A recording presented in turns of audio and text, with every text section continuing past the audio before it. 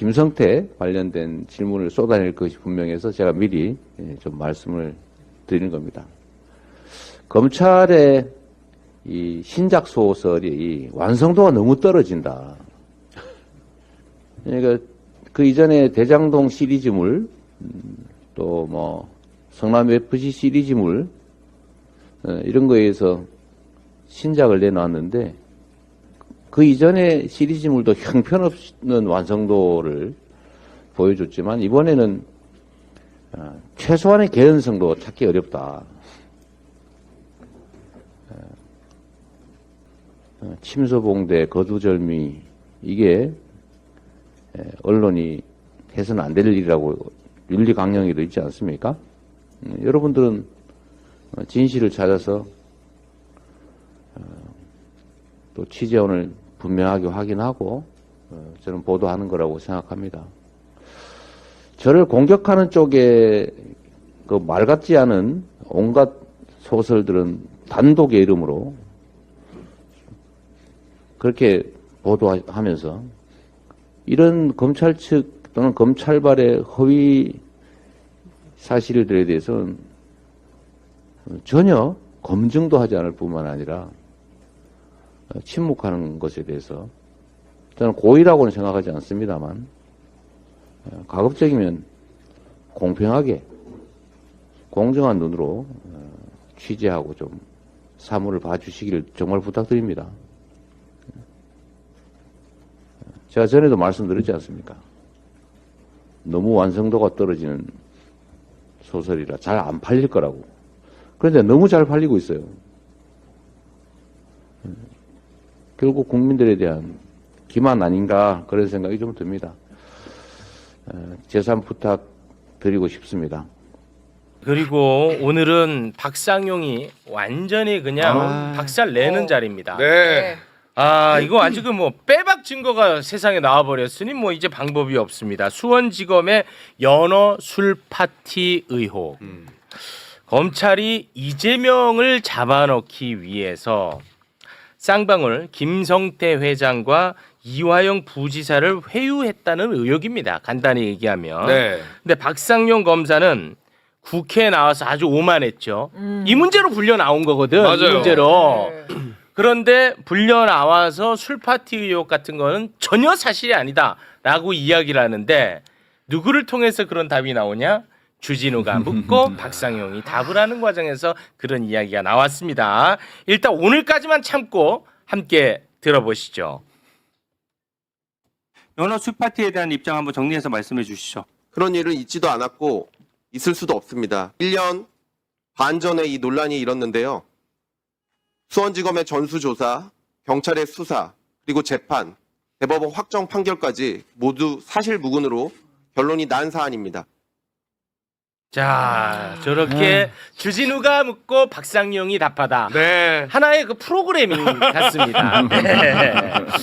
자, 그런데 이제는 다시는 이따위 이야기는 우리가 들을 필요가 없을 것 같습니다. 엄청난 빼박 증거가 나오고야 말았는데요. 네. 이 이야기 이화영 부지사의 변호인 김광민 변호사와 함께 이야기 나누겠습니다. 박수로 맞이합니다. 네.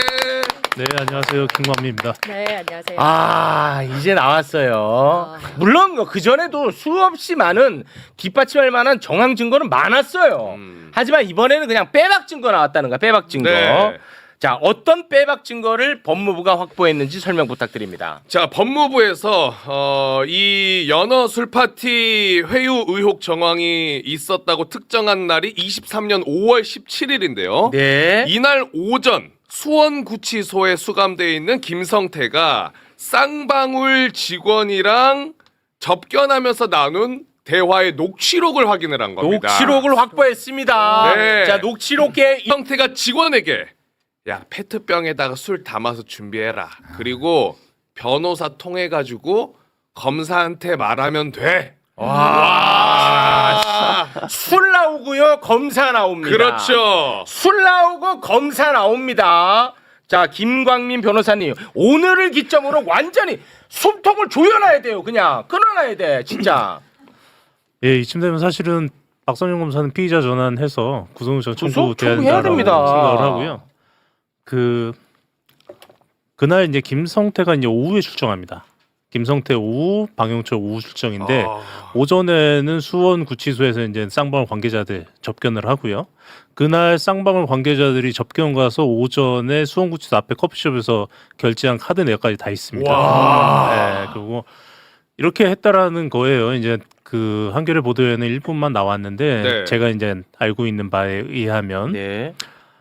저 당시가 이제 그 김성태 그러니까 박상영 검사가 김성태를 통해서 이화영에 대한 압박을 거의 뭐 피크로 올릴 때였습니다. 네. 이제 자백해라, 허위 네. 자백해라라고 하는 거고 그런데도 불구하고 이화영 부지사가 이제 협조를 안 하니까 전날 이제 그 접견에서 일반인 면회에서 쌍방울 이제 관계자한테 한 얘기가 내가 오늘 이화영이랑 끝장을 본다. 오늘 끝장을 볼 거고 그래. 소주라도 한 잔 마시면서 설득해야 되니까 이따 올 때 술 챙겨와라. 와 직원한테. 물처럼 보이게 해서 챙겨오고 미친놈들이지. 이미 검사랑 합의가 됐다. 이렇게 얘기했다라는 거예요. 네. 그러니까 여기서 저는 이제 사실은 박상용은 이제 그 국회까지 나와서 이제 그런 일 없었다라고 우기긴 했지만 네. 저는 뭐 지금까지 나왔던 증거만으로 해도 이미 술파는 다 입증이 됐다라고 생각을 했고. 네, 저도 그렇게 생각합니다. 네, 근데 이 녹취를 통해서 사실 확인할 수 있는 한 가지 중요한 사안은 뭐냐면 5월 17일 날 술판이 우발적으로 발생한 사건이 아니다. 사전에 기획됐다라는 거라고 그게 중요하다고 봐요. 그러니까 네. 이미 검사랑 협의를 했다. 술을 갖고 와라 하니까 5월 17일 날 술을 먹으려고 준비를 했던 거고 이 사안이 수원지검하고까지 협의가 됐고 네. 그리고 사실은 이날 수원지검이 회를 주문한 내역까지 나왔잖아요. 네. 그 뭐 한 차량 한 10분 정도 거리되는 횟집에서 주문하고 결제한 내역까지 나왔으니까 이거는 그 사전에 술을 마시면서 이화영을 설득해서 이재명을 구속시키겠다라는 네. 1년의 기획이 수원지검과 쌍방울 간에 상당히 긴밀하게 협의가 됐었고 네. 지금까지 박상용 검사가 그토록 부인을 했었던 술파는 그 김성태 또는 쌍방울 직원들에 의한 우발적인 사건이 아니라 기획된 사건이었다. 네. 이게 중요한 내용이라고 생각합니다. 그렇습니다. 이거는 사실 엄청나게 큰 사건이야. 네. 이거는 차기 가장 유력한 대선 주자를 무고하게 잡아가지고 제거하려고 했는데 거기에 검찰이 동원된 겁니다. 이게 어마어마한 사건입니다. 이거는. 증거를 적극적으로 만들어냈다라는 거잖아요. 네. 구속된 피의자를 통해서. 그리고 저도 뭐 계속 말씀드리지만 그 구속된 피의자가 하루 이틀 있었던 것도 아니고 1년 넘게 독방에서 생활을 하고 있었던 상황이었고 김성태라고 하는 자는 뭐 출신이야 뭐 범죄와 관련되어 있다고 할지라도 어쨌든 회사를 운영하고 있는 사람이었는데 그 회사를 공중분해시켜가면서 그러니까 중견기업 하나를 완전히 날려가면서 몇 사람을 구속시켜놓고 그 와중에 도대체 김성태가 뭔데 내가 오늘은 끝장을 봐야겠다라는 말을 주변에 할 정도로 그러니까 김성태가 그러니까. 완전히 이제 검찰 편에 섰다는 거 아니에요. 그렇습니다. 이거는 그러니까 공권력 살인인 거예요, 사실. 네, 이거 심각한 사건이야. 그러고 나서 조금 전에 바치 국회 나와가지고 저렇게 당당하게 당당해, 억울해. 경찰 수사하고 검찰 수사하고 대법원 확정 판결까지 났다라는 위증을 저렇게 네. 낯빛 하나 안 벗겨 살 수 있다는 거. 아. 저거 대한민국 검찰이 지난 어떻게 검찰이 수사를 해갖고 재판했는지를 단적으로 보여주는 거예요. 박상균이라는 사람이 뭐 검찰 내에서 그냥 뭐 찌질한 인물이었나요? 대표적인 사건들을 계속 이끌어왔던 특수의 간판이었잖아요. 간판 중에 하나였잖아요. 네. 이거는 너무 심각하다. 연어술 파티 하면은 바로 또 떠오르는 사건이 있잖아요. 한명숙 네. 사건에서 재소자들 불러서 한은상 씨 거기서 초밥 파티 했어요. 술 먹고 초밥 파티하고 핸드폰 가지고 가족들이랑 통화하게 해주고 그러면서 한명숙 전 총리에 대해서 그 모해 위증을 네. 하도록 집체 훈련을 시켰죠. 그 사람이 이번에 쿠팡 문지석 검사 눈물 흘리게 했던 어미준. 그 쿠팡 그 어미준이. 무혐의 처리하라고 했던 어미준 네. 그 집체 교육의 집행 책임자였어요. 지금도 네. 어미진도 똑같아요. 거기에 대해서 전혀 사실이 아니다라고 지금도 억지 부리고 있어요. 똑같은 태도로 국회 나서도 그랬었고. 네. 참 잘하는 짓들이다. 와, 이거는 완전 이제 급변하는 거 아닌가요? 이거? 급변할 수밖에 없고요. 뭐 또 관련돼서 뭐 정황도 나온 것 중에는 네. 5월 10일경인 것 같은데요. 5월 5월 10일경 같은데 그러니까 저때 박상용 검사가 했던 일 중에 하나가 쌍방울 임직원들을 무차별적으로 검사실에 불러서 김성태랑 같이 모의를 하게 만들었던 건데, 그러니까 그 목적 중에 하나는 이거예요. 이화영 부지사가 이제 소위 말해서 항복 선언을 안 하니까 네. 이화영에 대한 피의 사실 그냥 늘려야 되잖아요. 음. 이것도 걸고 이것도 걸어서 너 이제 깜빡이서 못 나온다 이렇게까지 만들어야 되는데 그 중에 하나가 네. 모 경찰의 그 승진 청탁을 김성태한테 받고 수천만 원 뇌물을 받았다라는 내용도 있고 현재 그거는 기소돼가지고 재판 중입니다. 근데 아, 이화영 부지사가 김성태로부터 경찰 인사를 청탁받았다는 거예요? 네 아, 그것도 기소돼 있어요? 기소돼 있습니다. 그래서 1심 재판 중인데 아, 그래요? 이 부분의 증언을 만들기 위해서 5월 10일경 쌍방울 직원 7명이 수원지검에 들어가는 정황이 있습니다. 쌍방울 직원이 예, 직원들. 아. 네, 그러니까 김성태 혼자 압박을 하고 뭐 혼자 진술로 하면 이화영에 대한 압박이 안 되니까 네.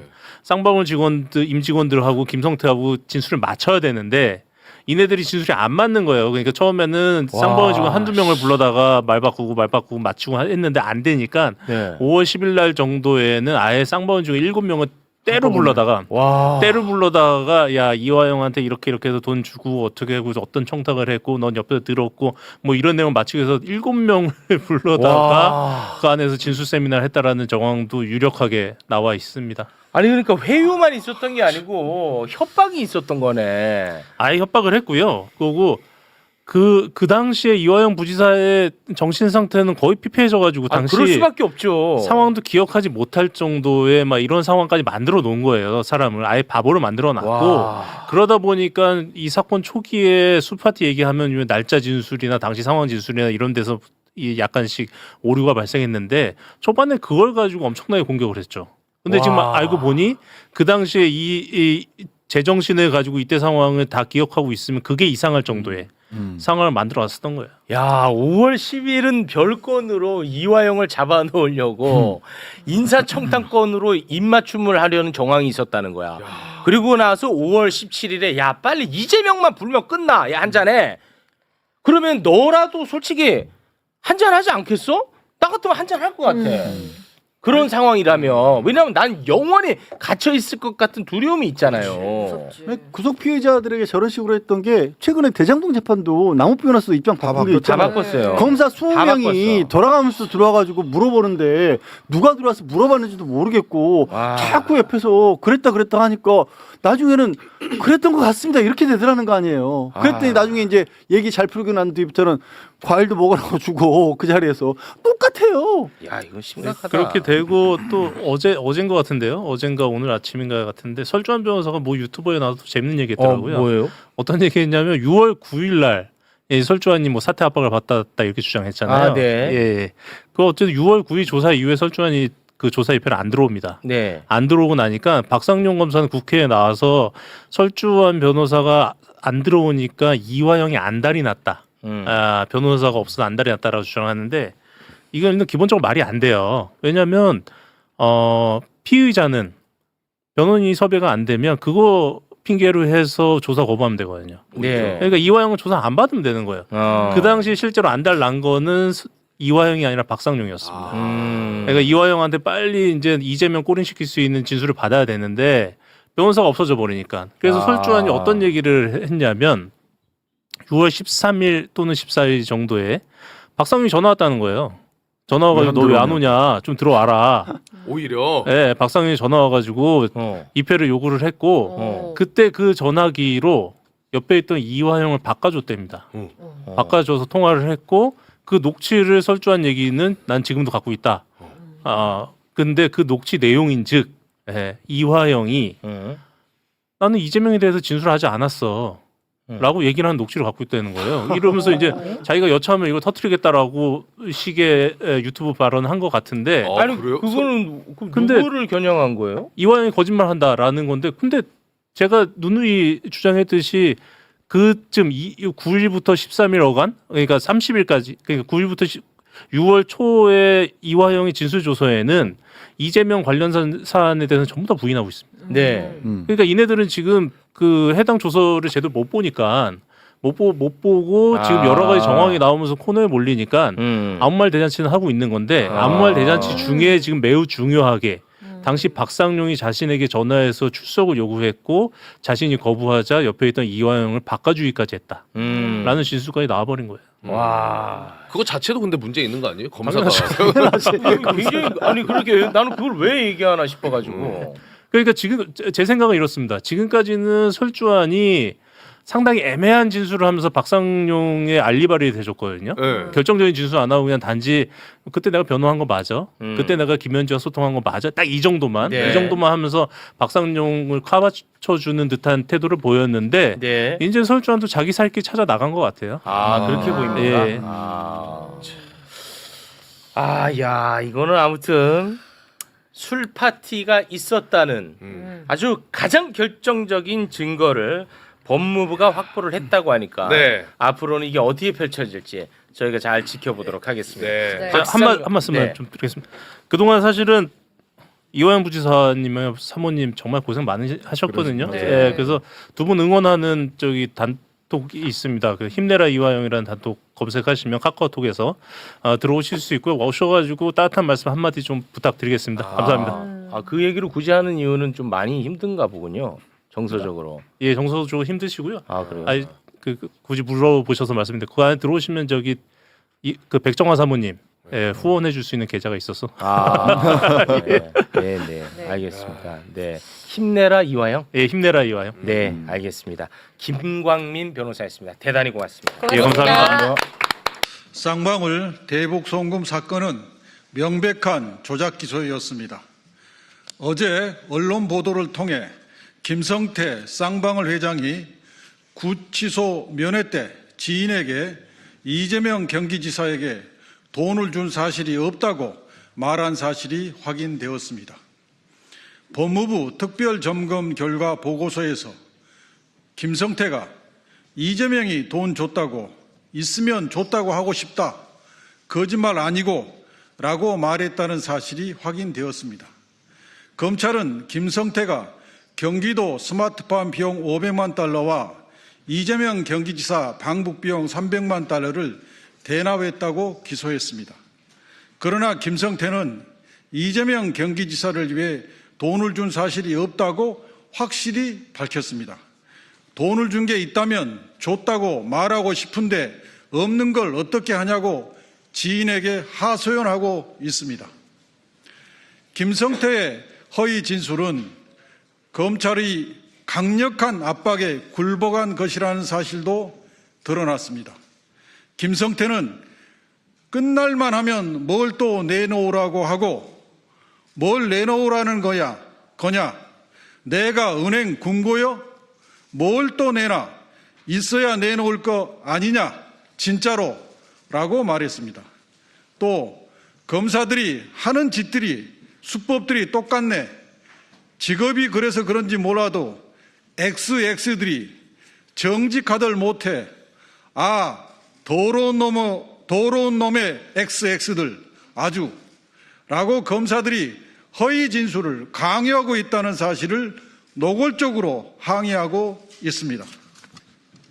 김성태가 검찰의 압박에 굴복하여 그 부하들과 안부수에게 진실 조작에 협조하라고 지시한 사실도 드러났습니다.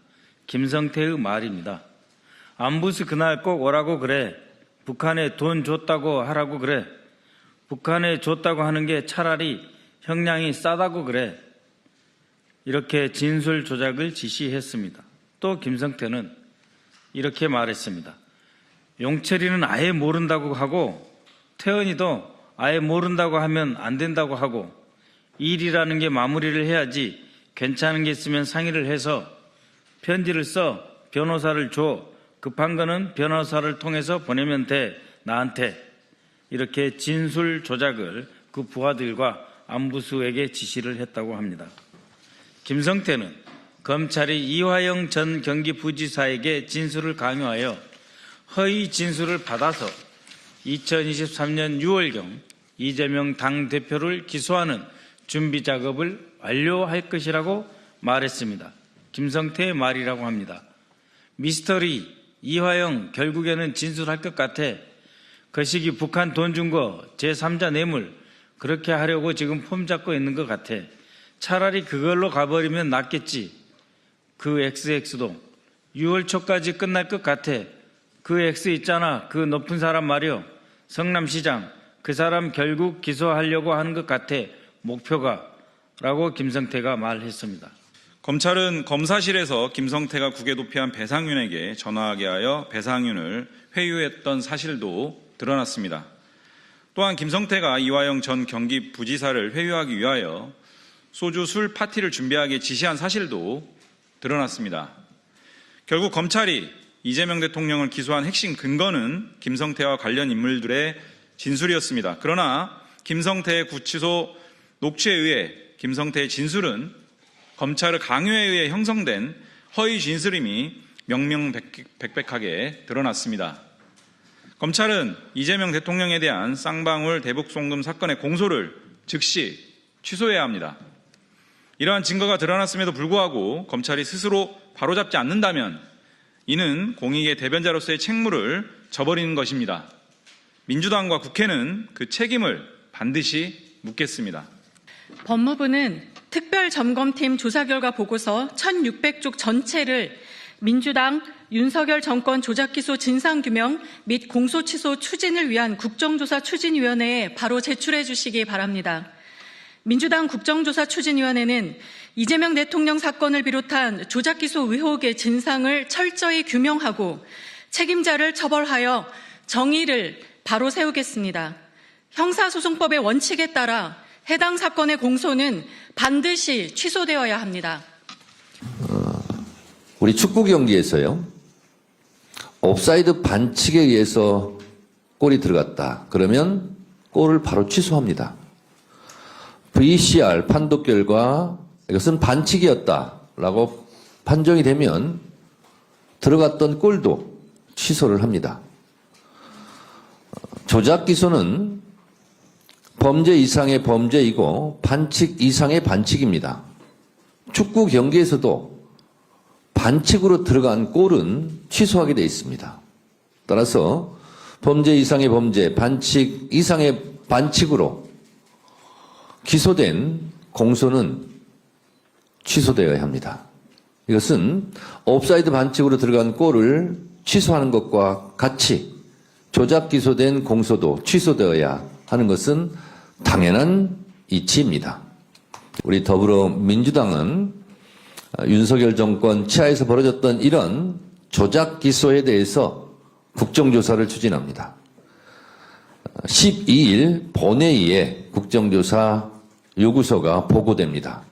그리고 공소 취소를 하기 위한 국정조사를 하고 그리고 곧바로 특검까지 추진하겠습니다. 그래서 검찰의 이 못된 버릇을 고쳐 놓겠습니다. 그동안 윤석열 검찰 독재 정권 치하에서 벌어졌던 범죄 이상의 범죄, 반칙 이상의 반칙으로 기소된 조작 기소, 취소, 그리고 공소 취소를 위해서 우리 더불어민주당에서 그동안 노력해 주신 의원님들께 감사드리고 이제 당 차원에서 국회 차원에서 이 문제를 철저하게 진상규명하고 바로잡겠다. 이것은 또 하나의 검사의 내란입니다. 우리가 12.3 비상계엄 내란을 슬기롭게 총단결해서 극복해 왔듯이 이 문제도 검사들의 범죄, 검사들의 내란도 우리 더불어민주당의 단결된 힘으로 잘 진압해 낼 수 있을 거라 생각합니다. 여러분 감사합니다. 이재명 대통령은 검찰이 기획한 대장동 시리즈, 성남FC 시리즈 등 허구의 각본들이 난무하던 끝에 개연성조차 없는 대북송금 시리즈로 국민을 기만하고 있다며 철저한 진상규명을 촉구한 바 있습니다. 그런데 도대체 왜 이제서야 드러난 것일까요? 수년간 그토록 꽁꽁 숨겨왔던 김성태 전 회장의 충격적인 육성이 마침내 터져나오며 조작 수사의 판도를 뿌리째 뒤흔들고 있습니다. 내가 은행 금고냐며 폭발한 그의 생생한 목소리는 이번 수사가 진실이 아닌 설계된 조작이었음을 여실히 증명합니다. 검찰의 집요한 압박 속에 차라리 돈을 줬다고 하고 싶다며 절규하던 김 전 회장의 호소는 조작 수사의 결정적 증거 아닙니까? 잼통은 이를 두고 납치 살인보다 더 나쁜 행위라며 검찰을 향해 날선 비판을 쏟아냈습니다. 이는 국가 권력을 사유화해 사법살인을 시도한 정치 검찰의 추악한 민낯을 그대로 드러낸 것이니까요. 진실은 결코 가둘 수 없습니다. 이번 녹취록을 통해서 누가 사건을 설계하고 조작했는지 증명하는 역사적 기록이 될 것이며 이제 국회는 국가 시스템을 파괴한 정치 검찰의 책임을 엄중히 물어야만 합니다. 이제 우리가 응답할 차례입니다. 이 충격적인 진실이 더 멀리 퍼져나갈 수 있도록 구독과 좋아요로 힘을 보태주십시오. 깨어있는 시민의 행동이 조작된 어둠을 걷어내는 유일한 빛입니다.